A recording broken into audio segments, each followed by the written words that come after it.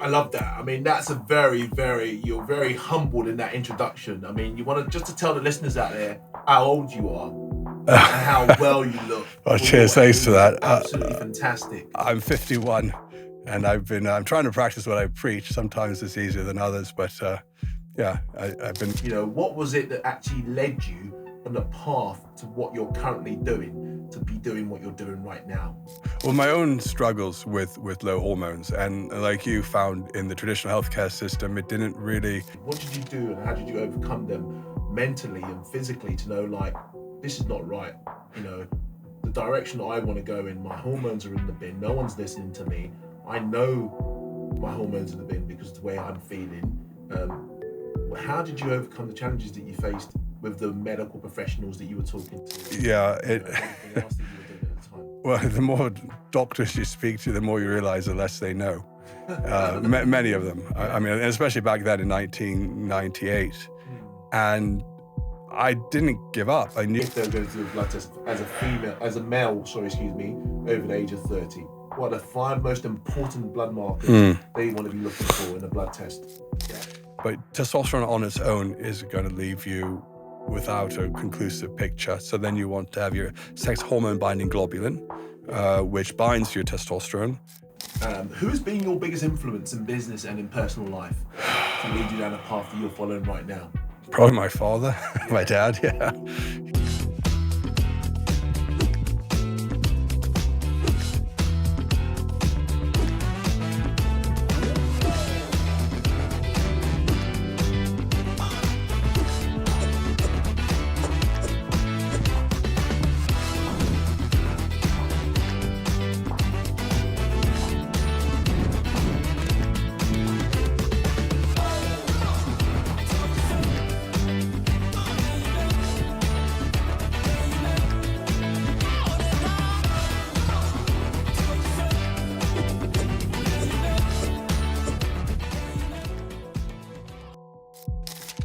Welcome to the Winning Mindset Podcast. My name is Wale Adesmoye, your host. I'm a 5-time muscle model world champion, an IFBB pro, a London firefighter for the past 25 years, traveled the world, trained with some of the best athletes and best coaches on the planet, from the likes of Mr. Michael Kocsis over in LA. And I'm here today with none other than the owner and founder of Balance My Hormones, Mike Kocsis. I hope I didn't butcher your surname there. No, it's fine. Mike, I don't even want to introduce you because I just feel like it'd be an insult for me to try and introduce you as an individual and what you've done, your CVs. But just tell the listeners out there who you are, what you've done, your background. So I'm Mike, the founder of Balance My Hormones, and also the Hormoneless Pharmacy, which specializes in hormones. It's a compounding pharmacy here in the UK. There's very few compounding pharmacies in the UK. But my vision, what I did was, my background was always in healthcare. I've been very healthcare focused, and I kind of bridged the gap between the science and the clinical side of healthcare, along with the more healthcare administration, healthcare management side. So I try to make solutions for patients and for people, and also be able to have an understanding of how the doctors think. So I'm very much been focused and interested in the science, as well as how do we increase efficiencies in the business, but how do we also support patients and get information out to patients in a simplified way? And so my background takes me from, I did medical sales for many, many years, healthcare administration. But I've always had this issue with hormones and my own healthcare, which has been the inspiration for me to start Balance My Hormones. And I've taken quite a long route to get there. I should have probably started Balance My Hormones a lot earlier than I did. It was founded in 2016. I started I bought the name Balance My Hormones in 2015, and the ideas were already turning about since 2011. But life takes you in different directions, and it took me a while to really to set it up and start the business. So my goal is to help men and women with issues around hormone and general health, wellness, and longevity. That's the focus of the company, and my own personal focus. So it's a big passion of mine. I love that. I mean, that's a you're very humbled in that introduction. I mean, you want to just to tell the listeners out there how old you are and how well you look. Oh, cheers, thanks for that. Absolutely fantastic. I'm 51, and I'm trying to practice what I preach. Sometimes it's easier than others, but Yeah, I work out, I exercise throughout the week. I try to get my steps. I try to kind of relax, calm myself, have a little routine as well. I hope they all do. But and obviously, I'm on hormone replacement therapy, which has been a good foundation for, I think, my health and wellness. That's amazing. So I think, what you've said there for me is really interesting, because obviously what's led me to actually meet you as an individual and your company Balance My Hormones is through my own struggles that I've had with my hormones, and the GP wasn't giving me the answers that I want every single time I went to them to talk about my hormones and my testosterone mainly. That it was in the bin really, at level 13 for a bodybuilder. And they just said, no, you're fine, because I sat within that margin of 8 to 31. So it was really that sort of path that I went through research and found your company, and I'm so happy that I did. I'm glad you did too. And it's one of the most amazing, passionate project that I'm on now as a 45-year-old man. It kind of like, I just want to say what you're doing is amazing. And it leads me to my first question. What was it that actually led you on the path to what you're currently doing, to be doing what you're doing right now? Well, my own struggles with low hormones, and like you found in the traditional healthcare system, it didn't really help me, or I was fobbed off by certain doctors. I was younger, and I was reading a lot of information. We're talking back in the late 90s about testosterone was quite a new concept. I mean, historically, low testosterone, when it first came out in the late 30s, 40s, people thought this was going to be the elixir. This was going to be this anti-aging molecule. But then there's a Dr. Huggins that kind of put a damper on that and tried to link it with prostate cancer, which later on was found that's not the case. But it caused men for many, many years to shy away from it, and doctors to just treat you like some sort of weird person trying to gain hormones, like some sort of crazy bodybuilder that's just trying to get an edge. And that, so when you go to a doctor asking about hormones, and because you think something's not right, you've read something, you want to get at least even a blood test, they were dismissive, especially as a young person. And then so I had to go through many different doctors, and eventually found out that the levels were, and they so one doctor said he'd trial the hormones for me, and we did a trial, but he got scared because of my age. I was only 22, and just kind of left me with the low levels. And after I had started the testosterone treatment, the levels never really recovered to an optimal level. In fact, they were lower than where we started for quite a long time, even after waiting, because sometimes they do come back. For some patients, the levels come back. Anyway, going through all that, it was almost a traumatic experience. I was able to find doctors that would eventually treat me and help me realize the benefit of keeping everything balanced, and then moving forward with that. I was very passionate about it. So I moved on. I didn't want this to be my defining moment necessarily, my hormone issue. I wanted to crack on and just be a normal person, living a normal, healthy life and building a career. And my career was very much healthcare focused, especially healthcare administration and eventually healthcare sales. And so that's what I did. And the hormones were kind of a side note, but I was always talking to people. They're asking me, because of my knowledge, even back then, I mean, we're talking over 20 years ago, what's it like, and do I need to be on hormone treatment? And when kind of my dissatisfaction with, the corporate world and the world of pharmaceutical and healthcare sales, medical sales, kind of, it's just getting a bit redundant in my mind. I'm just getting kind of the same old. I felt there's got to be something else I really want to do. And whenever I asked myself, I said, I'd love to start this hormone clinic. I would love to start this wellness clinic. Wasn't sure how and if I was going to do it. But anyway, a few things happened in life, and eventually I did finally set it up, or started taking the steps to set it up. It's interesting what you say in regards to also the sort of like the obstacles that you faced along the way, because it's kind of like leads me to my next question that I'm going to ask is, when you was facing all those obstacles along the way, how did you overcome them, and what kept you going to make sure you got the right results that you wanted at the end? What I mean by the right results that you got at the end is now you have your own company where you're helping thousands and thousands of men and women to balance their hormones. So when you were facing your challenges, it must have been frustrating. What did you do, and how did you overcome them mentally and physically to know, like, this is not right? the direction that I want to go in, my hormones are in the bin, no one's listening to me. I know my hormones are in the bin because of the way I'm feeling.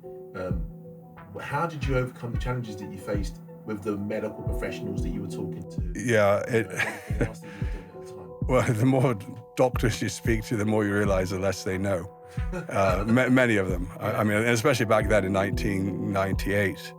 And I didn't give up. I knew, the one option was just to kind of leave it alone and just deal with what I was dealt with, and maybe I'll eventually feel better. But I didn't think that was a good option. And the internet was new, and I happened to come across a couple of doctors, one doctor in particular, that was a big proponent, actually a few were big proponents of, making sure, hormones are balanced, testosterone's optimized.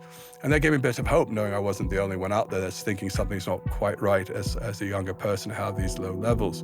But there are many doctors. There was and especially the endocrinologists. I must have met with nearly a dozen endocrinologists in that particular time. And some of them were so dismissive. I did find a couple were a bit more open-minded, which was peculiar, but they weren't part of the normal establishment. They were kind of working out in the countryside somewhere, and they're a bit more open-minded and realizing, well, you've tried everything else, we may as well try that. So eventually I found some open-minded doctors, and then there's a particular treatment modality that I thought might be really good, and that was a topical testosterone cream that was applied scrotally, which was a bit unheard of at the time. And there was a particular doctor that I had gone out to see that was kind of pioneering that, and I worked with that doctor initially, helped him with his website, and was a big proponent of that. But I eventually moved on to other treatment modalities as well, as you do, because on TRT treatment, not everyone stays on the same treatment all the time. And sometimes you do, or you go back to something else. It's very personalized, quite bespoke what you have to do for each patient. And some patients, something works for a while, and some patients are either out of curiosity or lifestyle reasons, or traveling or perception of traveling. They don't always want to travel with their injections. So topical creams sometimes in some people's minds seem a bit easier. Some people just get tired of injections. Other people, and there's all sorts of different treatments you can have for it. So anyway, for me, the point is, not to be long-winded, it's just not giving up, knowing what I wanted, pursuing it, finding a solution, being open-minded to others who weren't your traditional institutions and who seem to have a good idea, and then being open to trialing it, and then being consistent with that treatment. Because some people will start the hormone treatment and just not do it at the regular interval, the way it's supposed to be done. They don't do the blood tests, and then they wonder why they don't get a good result. What you're talking about in regards to the hormones and everything else and the failures that you've come across and not giving up. So what has failure taught you along the way? Not only in business, but what you have actually become today through the obstacles that you have faced along the way. What has failure taught you? When you reach that adversity, or what you think is failure, I wouldn't say it, you learn from it, and then you pivot. It becomes a new reality, right?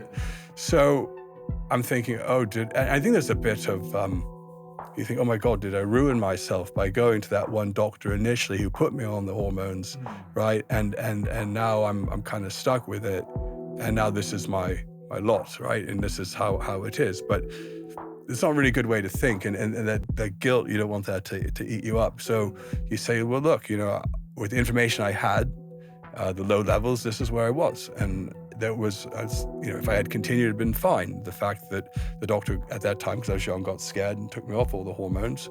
Not to mention I've said this on other podcasts, including my own, his theory was that we'll put you on the exogenous testosterone, you'll balloon up your levels, your body will like those new levels, and then it will adjust to those levels, which I don't know where he came up with that, but that was, bollocks. And then, and then everything will be great, but that wasn't the case. So just keep pursuing.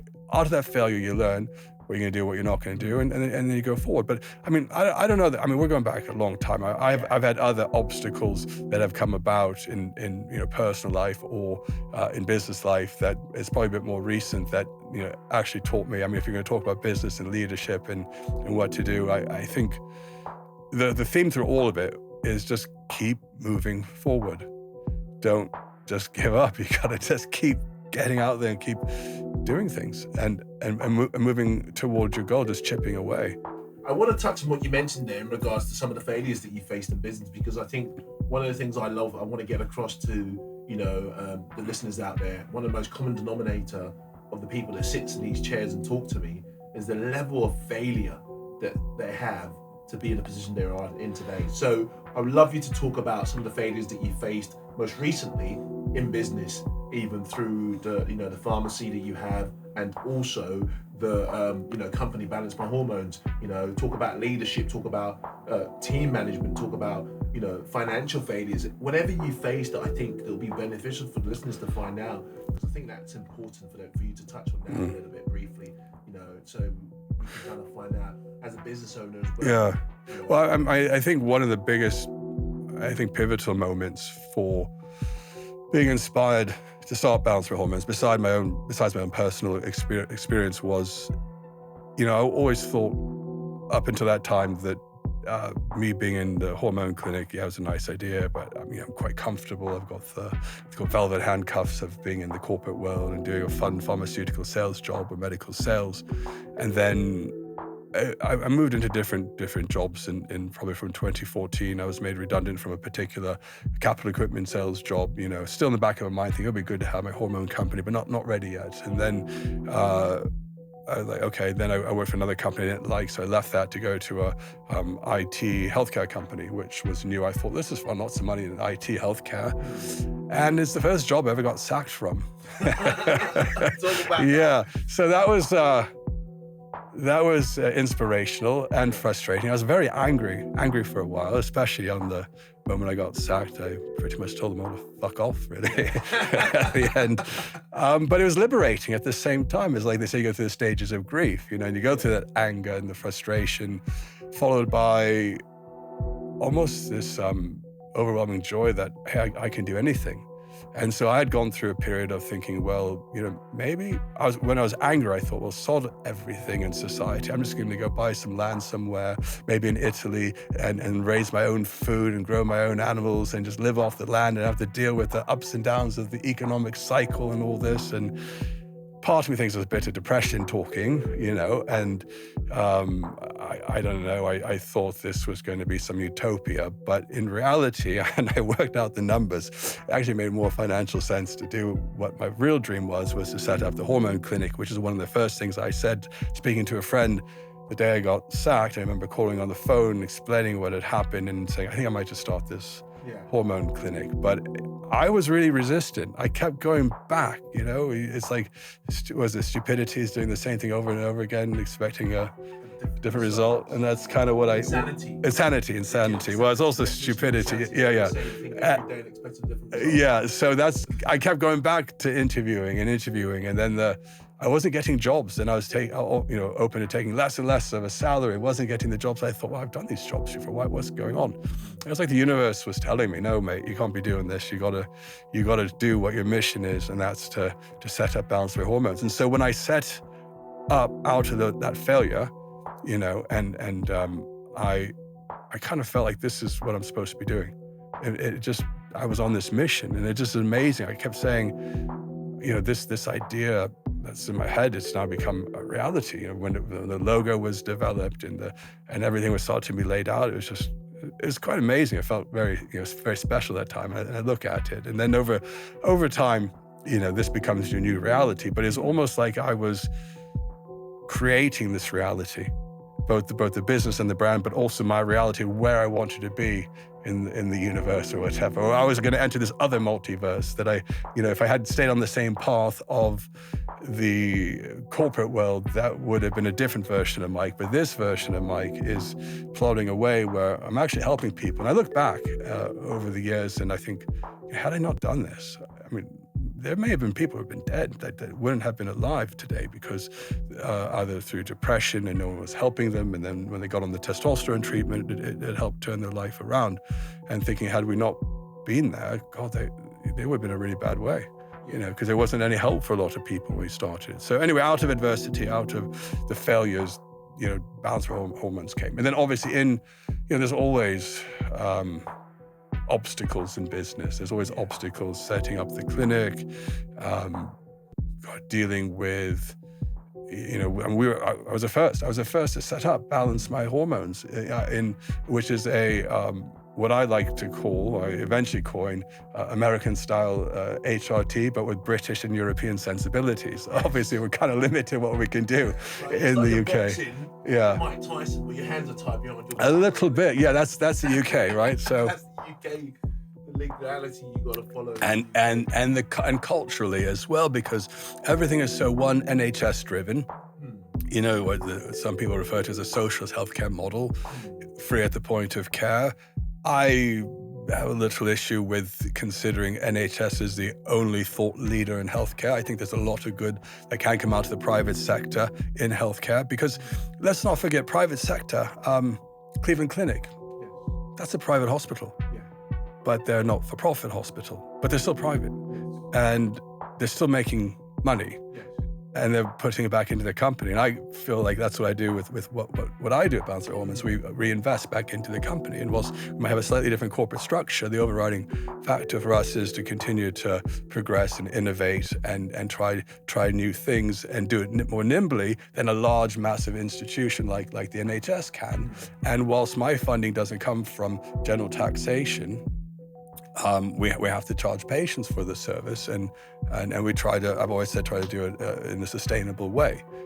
But that's our funding model, right? And not the NHS. But what I don't like is the consideration that only the NHS or NICE guidelines are the end-all and be-all guidance to what is the right way to do medicine. And I think when you have other ideas, other people, other data to back you up and other ways to do this, then I think that's where you can innovate and offer something better than just kind of the bog standard that the NHS gives. But that's the thing about the UK. In other countries like the United States, it's mostly private, or you form an institution or an institute where you're doing research and this sort of thing. In the UK, I think the private sector is quite new.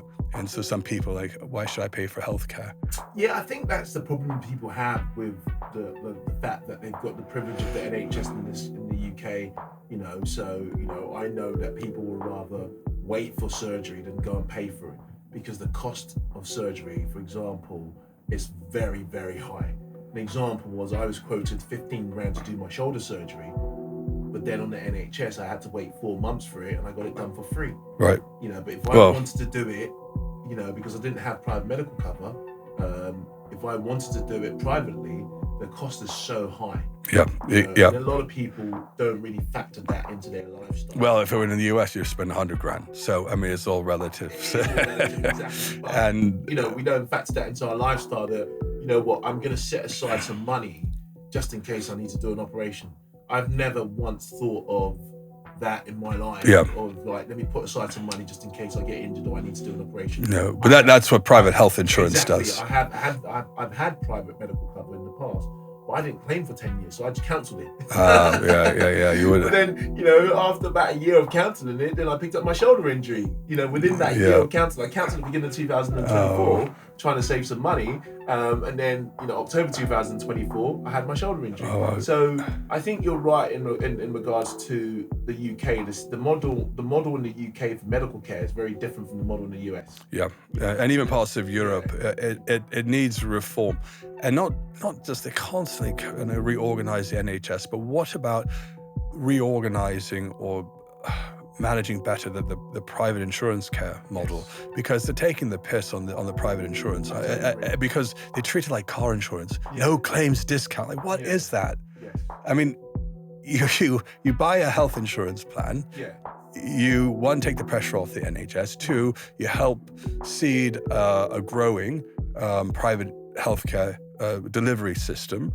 And three, you should be able to use it without penalty.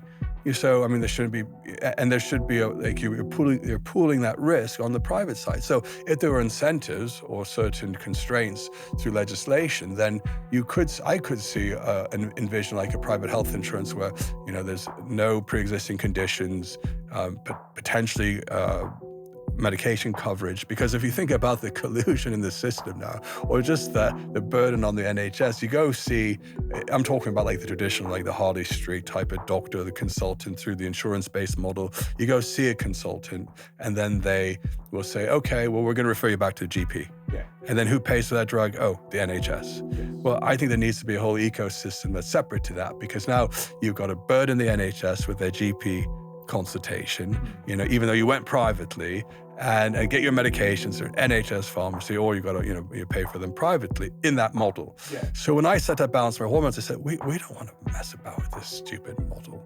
We're all private. We're going to just take ourselves out of that model, and we're going to try to make it sustainable so that patients can afford, maybe for the cost of a latte and a biscuit every day, for the treatment. Yeah. And we understand there's a cost to these things, and we try to make it where, it's as affordable as we can be and still be able to support our mission, our company, and being able to kind of pivot and do things to offer more options for patients. So that's where I thought, I'm not going to play that insurance-based game, and that there's a way to do it. That's another way, and it's done in other countries as well.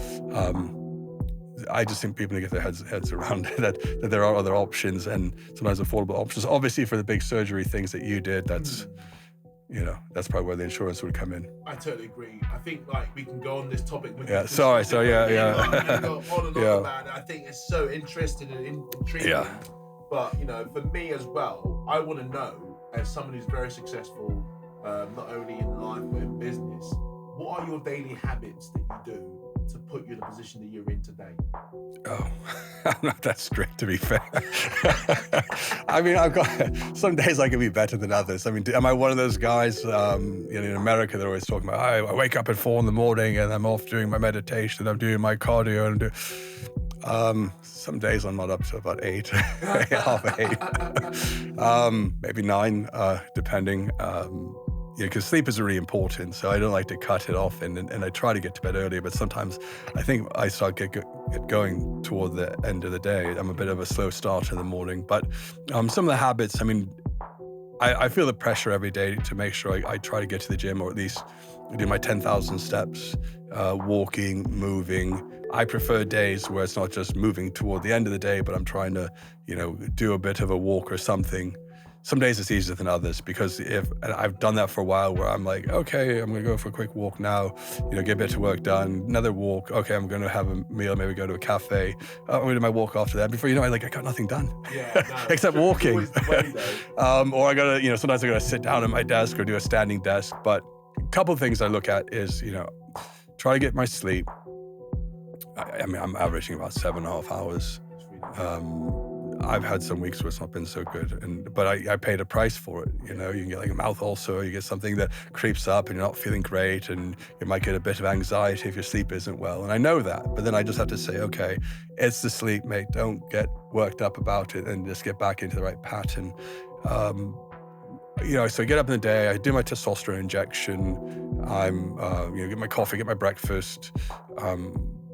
In the early morning routine, there's many times I try not to look at my phone, but some days it's better if I get my routine done and then do my phone. But other times it's like I pick up my phone and I'm going from the beginning. And not recommending that for anyone else, but that's kind of what I've done. And it goes in cycles. It's not every day. No one's perfect. I try to put some of those habits away. Check emails, and then I try to have a list that I use, my to-do list, which is actually my goal list or long-term goals. If an idea comes into my head, I try to look at that in my phone and try to move those forward. Do I do that? Do I check it all the time? I should, but I don't always. I think in the beginning of building the business I did, I was very religious with it, and now I'm a bit more relaxed. Like I said, throughout the day, I've got meetings. What are the other habits that I do? Definitely weight training, cardio. I get 3 meals a day, maybe 4 if you count a snack. That's amazing. Try to eat high protein. I'm not doing the vegetarian or carnivore. I'm quite in the middle. Do I give up pasta? No, I do a little bit of pasta, but it's portion control. I do multivitamins. I do the big ones are vitamin D3, zinc, ubiquinol, which is a form of coenzyme Q10. Maybe it's a bit of tyrosine, helps my brain, get the dopamine, or it's like a precursor to dopamine. PQQ is another kind of morning supplement. My evening supplements like L-theanine, zinc, magnesium. What else do I do?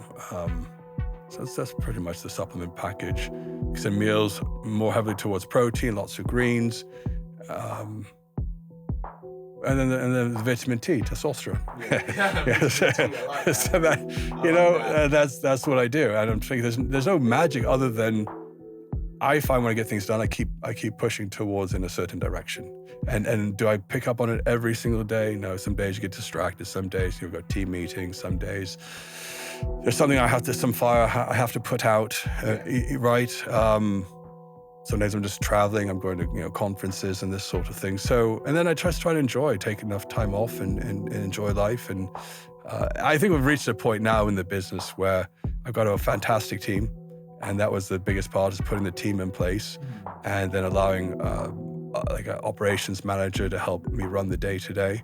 And obviously I've got a director of pharmacy that helps me run the pharmacy day-to-day. But a lot of my time is kind of investigating and researching and looking at new ideas and the latest trends and kind of big picture stuff now, more than actually kind of working in the business. I'm kind of working on the business in how do we come up with innovative new ideas, new possible treatments, and kind of new direction for the healthcare offerings that we want to have. Because whilst we balance my hormones, we also have a division called Balance My Health. Yeah. And we are pivoting towards that. We've got an online GP service that people can use, the online blood testing, which isn't just for hormones. But the beauty of our platform is, but making the hormones as the base, it gives us a unique understanding into all the other complexities of health that might be going on, because not everything happens in isolation, not everything works in a silo. And some of these other conditions may be related to low testosterone. I mean, the single biomarker, if you had to look at any biomarker, maybe you can tell me, that would indicate what's going on with your health. Do you think it's cholesterol? Do you think it's some heart metric? No. I think it's your hormones. It's testosterone for males and females, yeah. Males and females, and I'll say probably estrogen, progesterone for females. Yeah, well, testosterone for females as well. Yeah. Because if you measure testosterone, you obviously should measure, especially in a man, estradiol, potentially DHT, because it is 3 hormones in one. But if your testosterone's optimal, free as well, and your binding protein, then you're going to get should be getting the other off-target hormones like estradiol, like DHT for men, and then for women, of course. But a low testosterone state could be an unhealthy state, and that's going to affect you from anywhere from diabetes to any sort of cardiovascular issue. So having that checked sets you up for general health and wellness, as does checking for things like erectile dysfunction in men. I was just talking to a member of the team about how important it is that we look at more closely at men that come to us with erectile dysfunction, ED in particular, because usually, not always, but many times it could be something wrong with the like an atherosclerosis or something wrong in the blood vessels, and so we need to look further and monitor in other ways, because it could be a canary in the coal mine for future issues for the heart. So we want to make sure we nip that in the bud as soon as possible. So testosterone can fix low erectile dysfunction or erectile dysfunction issues, but sometimes testosterone on its own doesn't do all the heavy lifting. You got to look a bit further.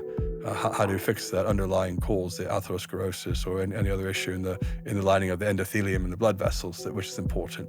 So that's interesting what you're talking about, and I want to ask you a question specifically for male at the moment over the age of 30. Then we're going to ask the same question, but for female over the age of 30. If they were to go and do a blood test, what are the 5 most important blood markers they should be looking for if they're going to do a blood test as a male, over the age of 30? What are the 5 most important blood markers they want to be looking for in a blood test? So this is probably a bit more than 5 for a male over 30. Again, you can measure hundreds of different biomarkers. That's but and to list the top, definitely I would say testosterone. Yeah. But testosterone on its own is going to leave you without a conclusive picture. So then you want to have your sex hormone binding globulin, which binds your testosterone, which could be indicative of if it's too low, you can have metabolic syndrome. If it's too high, you can have some sort of liver function. I think they call it NASH now, which was like non-alcoholic fatty liver disease. MASH or NASH is another acronym they've given for it, which isn't good either, which could be why you have this high SHBGs, like why. And it's always sad when you see a guy with really high testosterone level, but a really high SHBG. And when you calculate out the free testosterone, and we prefer the calculated one, I'll tell you why in a minute, and they have a really low free T, despite having a total. And they might have a robust LH and FSH, which are two other ones you can measure in a man, because, unless they're already on T. But LH and FSH tells us, well, why is the testosterone high or low? Or if the LH, the signal from the brain to the testes, is high, but the testosterone level is quite flat or low, well, that's a problem. Your testes aren't receptive to receive the signal. So again, that gives you a bigger picture of what's happening. I think another hormone that's, I think, important but not checked often enough, we do it on a test, would be DHEA. DHEA is an important hormone to measure. It's an adrenal released hormone, but young people tend to have a higher amount, 11, 12. I've seen older men levels 3, 4, 5. Yeah, and it does drop, and it may have some play a part in aging. Another hormone that you could look at would be, I think, IGF-1 and binding protein. Now, this is a bit controversial because they're already trying to come out with drugs to block your IGF-1, and in certain worm studies and other maybe rodents, they do these studies and they block the IGF-1 and they live longer. But what a miserable life that must be. IGF-1 is putting you in that growth phase, and there's a lot of thoughts of let's block the growth and use things like rapamycin to essentially slow down that potential. But I think if you're always go on, that's not ideal either. But for many men, especially if you said in the early 30s, if they have an IGF-1 level that's on the lower end and they're having symptoms, that could be a problem going forward. So you don't want a super high either, but some men will report, just feeling then older than what they are, or have a issue with fat loss as well. But the weird thing about strange thing about the growth hormone treatment, you got to be careful because too much growth hormone can also create it gives you higher insulin than you'd want, or it can show some sort of hyperglycemia. So everything in balance with that one. And so there are other things you can do, sleep, etc., that may boost it. Testosterone is an approved peptide in the US that can boost IGF-1 levels as well, but Europeans didn't get it approved in Europe, unfortunately, because they're a bit thick. The EMA, and the reason why I say that is, so you have approved drugs like human growth hormone that elevates IGF-1 levels, is raising IGF-1 levels. You got a molecule like testosterone, which is a peptide, which is a growth hormone releasing hormone. So it's telling the brain, release more growth hormone, and then the whole cycle allows you to release more IGF-1. It's just working up the food chain. So that also increased IGF-1. So why is it okay that you approve HGH but you're not approving testosterone because it raises IGF-1? It makes no sense. So it's just a bit of paranoia, and it's also about some of those stupid animal studies about saying, IGF-1 causes cancer, which isn't necessarily true in most human models, but maybe in the petri dish, in certain cells, maybe in certain instances. I mean, anything that will, if you have cancer cells there, they're going to take advantage of that and cause themselves to grow anyway. I mean, your blood could cause cancer to grow, and certain amounts of sugar can cause cancer to grow, and any condition. I think the latest one was if there's cancer cells in the petri dish and you feed it L-taurine. L-taurine in some of the workout energy drinks may cause a cancer to grow a bit. I mean, come on. Where's the bloody common sense anymore? Scientists love, and I think it's part of the scientific media and medical media, they love to scare people. That's what the media does, it gets you to read it. And so they'll publish this study. Someone will do this study because they're curious, and then the medical media picks up on it and scares everyone, and then they stop using it for a while without looking at the underlying cause. So anyway, I'm going off on a tangent. So IGF-1, I think, is good because there are people who can't work out why they have a little bit more body fat than normal, but that's not the only picture. I would say fasting insulin is very important, and HbA1c. How many do we have left now? You've done 4 there. Blood test. And then obviously the other hormones, I would say the estradiol, especially in men and women, because if you have a low estradiol and kind of a borderline testosterone level, it will, it could point the picture to like you're not producing enough estradiol, that means you really don't have enough testosterone. And let's not kid ourselves. The assays at the moment in the UK and in Europe are essentially a souped up version of radioimmunoassay, which are okay. Yeah. But they're not exactly that number. And if you exactly want that number, and we can order these for some patients, if there's a question, is an LC mass spec test, which is probably the most accurate and give you kind of pinpoint what the actual level is. And finally, the reason why we don't do the free testosterone assay is because, again, the inaccuracy of the testing method, and there can be interference of other biomarkers that increase or give you a higher free testosterone level than you would actually have. So we use what the studies use, which is a calculated free testosterone that looks at albumin, total testosterone, SHBG, and uses a calculation. And so that's quite accurate in most cases, except when you have wildly too high SHBG or wildly too low SHBG. But for the most part, that seems to do the job. And obviously, if we see high SHBG, we kind of know that's a problem, or really low SHBG. So those I think would be the main ones. I mean, there are other tests. I mean, I think it depends what your condition is. CRP is important, HSCRP for inflammation. That's a good picture. Sometimes lymphocytes, because you can see how, but that's part of the FBC panel. So if you say one test, I would say, obviously you want to do your full blood count panel, which will tell you what your hematocrit, your hemoglobin is. Ferritin is actually a good anti-aging one to look at. Too high or too low. A lot of people, especially if you're vegan or vegetarian, may be walking around with really low ferritin levels. And ferritin's important for your neurotransmitters.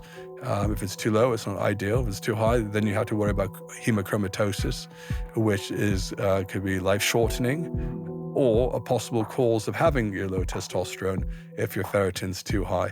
So I hope we get close to your target list of, and there's probably many more. Simplify for listeners out there, what would you say for the male listener out there? For the male, 5 blood tests.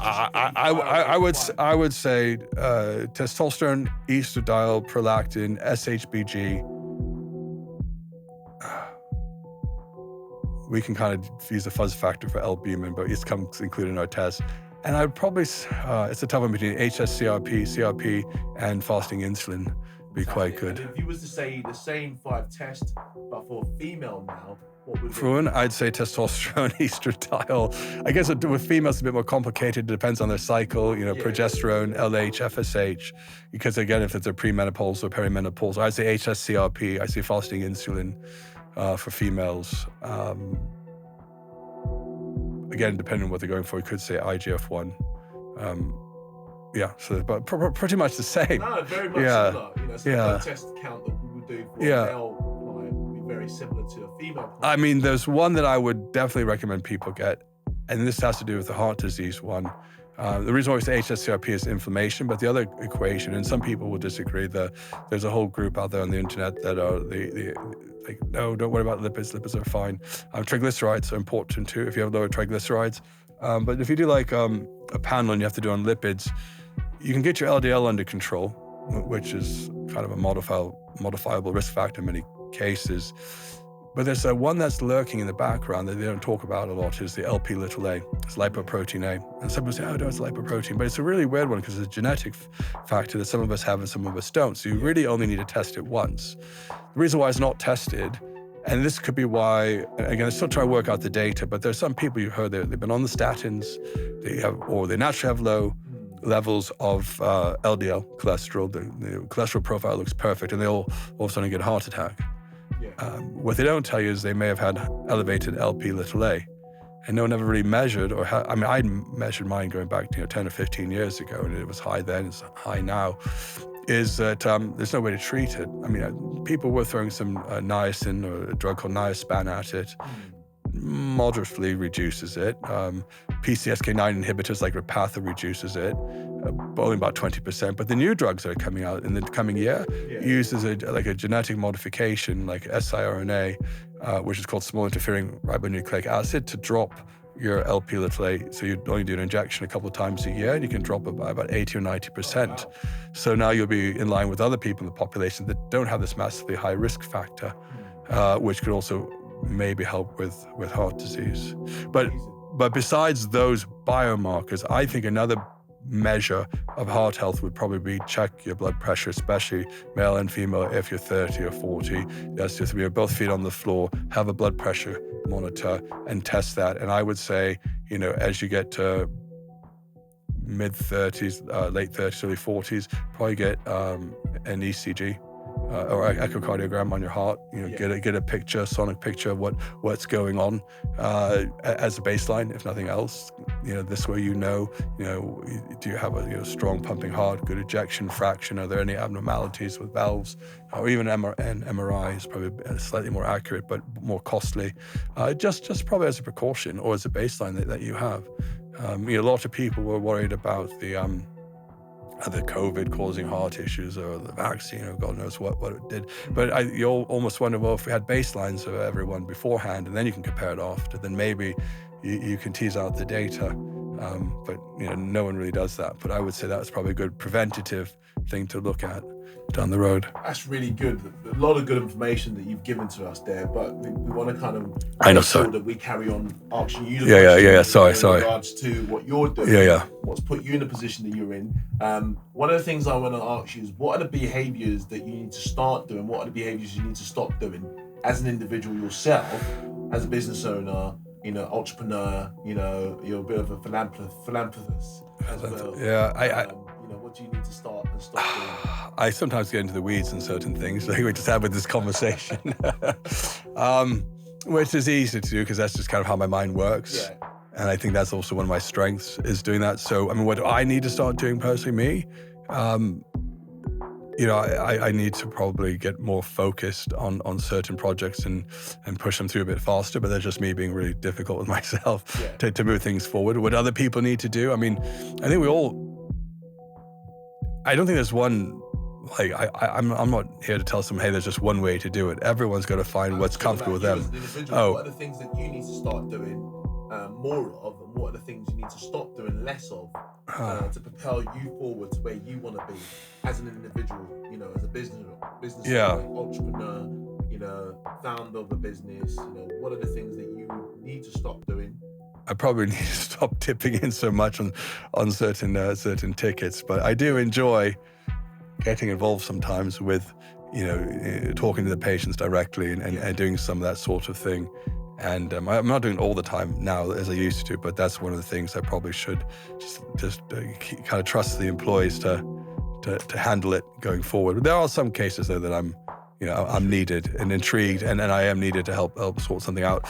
And I started doing more of is, I guess, more of the grand planning and the vision. But then I have been doing that for probably the past couple of years now. I've been focusing on that. So at the moment, I'm quite happy, but I'm always looking at ways to grow it out further. We've got our challenges. In this whole industry, I've got friends in the US that have kind of a health, similar setup to me, not quite. And, we're talking about the rise of the, I call them vulture capitalists, so no offense to any venture capitalists out there, but some of that sort of, funding models that are trying to come into the space, and that's always a potential risk, but also an opportunity for us, because I just think that, everyone sees this space as this golden opportunity, and we're always trying to keep ahead of them. So without giving too much away, it's frustrating because we play by what I call the traditional rules of business, right? You still need to have a bit of a surplus or a profit at the end of what you're doing, so that you can either reinvest in the business and grow. And people that are getting funded by big venture capitalists, they don't have to follow the same rules of physics or business physics. And it's really frustrating because it's, I still beat them. Okay, they're making a lot of noise on social media, and they're spending millions on ads. And, some of them may have tried to, acquire me or my competitors. But at the end of the day, we know what we stand for, and we have a good ethos. And I think people can see through that we're not, some big mega funded organization, but we've got real heart and real passion for what we do and helping people. So just want to make sure that word gets out. And that's something that we're trying to focus on. And some things I need to do even more is, probably more social media and more connection with, people in the space. And that's what I have tried to do, and try to block out the noise from what's happening in the industry, and that's what I find I usually do best, when I don't get distracted by some of the noise and feel a little bit of what's happening in the space, and just do my own thing. Yeah, it's amazing. You've got to stay in your own lane, and focus on that sort of finish line. So, that's a really, really good point you've put there in regards to what you need to start doing and stop doing. Yeah. Focus on what you're doing, what you're good at, and really, really focus on that, and stop focusing on what other people are doing. But having the business with my MBA, with my MBA, you do the SWOT analysis. So obviously you try to ignore, but when you're doing a SWOT analysis, you say, well, who are your competitors in the field? Yes. What's going on? How do you compare? And so when it does creep up, it does get a bit annoying, because you are competing in a similar space. But I'm very confident with what we have, and what we offer is unique enough and not one of those, I hate to use that phrase, cookie cutter, but some people just get in the space because they want to make what they think is a lot of money, without any consideration for how that affects, patient care. And that's not us. That's not us. Yeah, no, definitely. I can say that firsthand as a patient myself of Balance My Hormones, that, definitely the service that I've received from the business has been nothing but five-star service. And I'm just saying that as a thank you, yeah. As a current patient as well, I definitely do think that, you guys are an amazing thing. So that leads me on to my next question as well. How do you maintain the winning mindset, when you're facing setbacks and failure? Like I said, sometimes you do feel a little bit beat up, right? That's human nature. I just pick up and keep going. Just keep. You gotta keep playing the game. If you don't play, you don't win. Yeah, no, definitely. and you define what I guess your wins are. Look, there's a whole piece of like, well, where do I want to be? What do I want to do? And even before I started this, I have friends and family, and say, well, what do you want to do with your life? And you're thinking, well, if I knew what I wanted to do at that time, right, I'm like, I would be doing it. That's always such a hard question when people ask that. But now, with the business and the goals, I enjoy doing this, and I want to keep at winning. I want to keep growing. I would like to see an even larger increase of patients and new patients and new services for existing patients all offered. And I would like to see us, moving, and as we have been, into a much wider offering for patients. So that's kind of what keeps me going. That's amazing. I think, for me, it's important that you have a vision where you want the business to be, and you follow that path. And you are going to get little distractions along the way.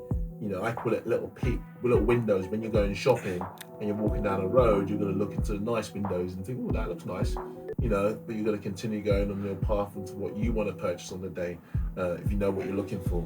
And it's very important that you carry on in a path and staying in that lane and visualization of what you want to achieve from the business. And I love the simplicity of the way you've put it. That's really important. And I think, who's been your biggest influence in business and in personal life to lead you down the path that you're following right now? Probably my father, my dad. Yeah, he's always given me some good advice. Probably the core foundation to work, in business, and basically, being honest, trying to kind of be true to yourself, follow your goals, kind of plan. Other tips I'd picked up, you always said, if you fail to plan, you plan to fail, right? That's the whole tree. If you fail to plan, you're planning to fail. What else is there? If you can't measure it, you can't manage it. No. Some of these. So those are good philosophies. But I don't. People say, "Oh, who are your role models?" And I don't really. I just kind of play to my own tune. I don't know if it sound. Yeah. Obviously, everyone influences us on the planet. We're all somewhat interconnected. All our experiences and the people we spend time with obviously influence your thoughts and your mindset. That obviously had a role to play, and then my past experiences, and then just kind of doing what I like to do. But I'm like, well, I'm one of these guys. At the gym, I don't like to do the classes. I don't like to be told what to do. To be fair, I just kind of do what I want. I try to do what I want to do and be free and entrepreneurial and a bit more self-reliant. But obviously, we're all interconnected, so there is an influence coming in from somewhere. It's interesting you say your dad's been your biggest influence, because I think for me, my father left my mother at the age of 5 years old, and my mother brought me up from the age of 5. I'm 45 years old now, so from the age of 5 I've already known my mother to bring me up, and she's been my biggest influence in my life, because the things that she's done to raise 7 kids and the sacrifices that she's made to be where we are today, because if she didn't make the sacrifices that she made earlier in her life, we wouldn't be the people we are today. We wouldn't be in the position that we are today. So it's important that we understand the importance of our parents' and the influence that they have on us. And we only notice that when we get older. That's true. I said my mum as well, but when you said business side, I always think dad and business, because they've kind of always gone hand in hand. And mum has offered other attributes in other ways and other lessons in life that I'm also appreciative of, because we are a product of our family and our parents.